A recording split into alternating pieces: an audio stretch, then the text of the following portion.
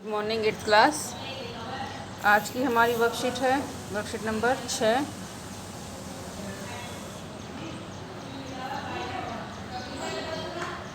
Worksheet number 6, date हमारी 6 अगस्त। Topic हमारा चल रहा है व्यापार से साम्राज्य तक में, और आज हमारा जो सब टॉपिक है वो है व्यापार से युद्धों तक। कि पहले जो ब्रिटिश ईस्ट इंडिया कंपनी और बाकी के जो व्यापारी थे वो व्यापार करने के उद्देश्य से आए थे भारत में, और किस तरह से लड़ाइयाँ करके भारत पर अपना कब्जा कर लिया। औरंगजेब की मृत्यु के बाद, औरंगजेब जो था वो अंतिम मुग़ल शासक था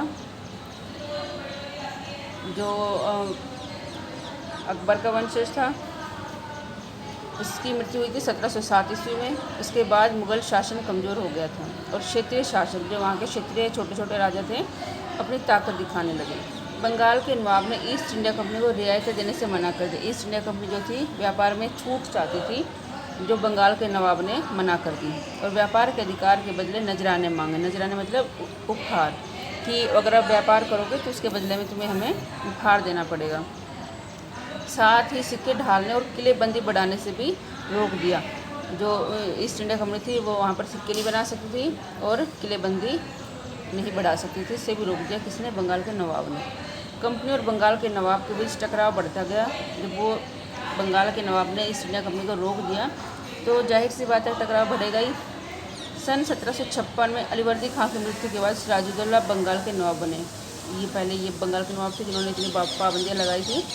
उनकी मृत्यु हो गई 1756 में, और नए बंगाल के नवाब बने सिराजुद्दौला। कंपनी को उनकी ताकत से भय था। कंपनी उनकी तरह से नवाब चाहती थी। कंपनी उनकी जगह ऐसे नवाब चाहती थी जो उसके इशारे पर नाचे। कंपनी ये चाहती थी कि ऐसा नवाब बने जो कठपुतली की तरह काम करे, जो अंग्रेज़ी सरकार चाहे वही काम करे। सिराजुद्दौला ने कंपनी को उनके राजनीतिक मामलों में टांग अड़ाने का हुक्म दिया। सिराजुद्दौला ने बोल दिया कि हमारे मामलों से दूर रहो, और टैक्स अदा करने को कहा। लेकिन कंपनी ने बात नहीं मानी, जिसका नतीजा ये हुआ कासिम बाज़ार स्थित इंग्लिश फैक्ट्री पर नवाब ने कब्जा कर लिया और कोलकाता के किले पर कब्जे के लिए आगे बढ़ा। कासिम बाज़ार में अंग्रेज़ों की फैक्ट्री थी, उस पर नवाब सिराजुद्दौला ने अपना कब्जा कर लिया, और कोलकाता का जो किला था जहाँ पर ईस्ट इंडिया कंपनी व्यापार कर रही थी, जहाँ पर रह रही थी, उस पर कब्जे के लिए आगे बढ़ा। इधर कंपनी ने क्या किया? फिर रॉबर्ट क्लाइव के नेतृत्व में सेना को रवाना कर दिया।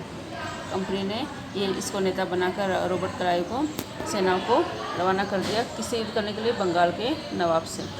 रॉबर्ट क्लाइव को नौसेना का भी साथ मिला। नौसेना मतलब पानी की सेना।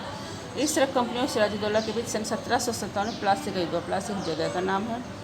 तो कंपनी और सिराजुद्दौला के बीच में 1757 ईस्वी में एक युद्ध हुआ जिसे प्लासी का नाम दिया गया। इस स्थान का ये नाम यहाँ पाए जाने वाले प्लाश के फूलों के कारण पड़ा। ये जगह का नाम है, और उस जगह का नाम क्यों पड़ा? क्योंकि यहाँ पर प्लाश के फूल पाए जाते हैं, इस वजह से इस जगह का नाम प्लासी पड़ गया। प्लासी के मैदान में रॉबर्ट क्लाइव ने सिराजुद्दौला को हरा दिया। उसकी हार का सबसे बड़ा कारण था उसका एक सेनापति मीर जाफ़र, जो दगाबाज निकला, जिसने अंग्रेज़ों से मिलकर, ईस्ट इंडिया कंपनी से मिलकर अपने ही नवाब के खिलाफ हो गया। इसका परिणाम ये हुआ कि अंग्रेज़ जीत गए।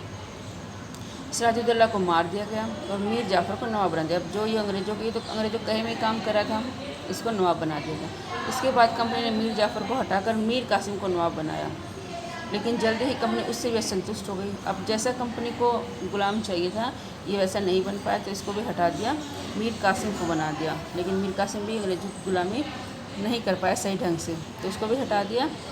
1764 में बक्सर का युद्ध हुआ। अंग्रेज़ों ने युद्ध के बाद पुनः मीर जाफ़र को बंगाल का नवाब बना।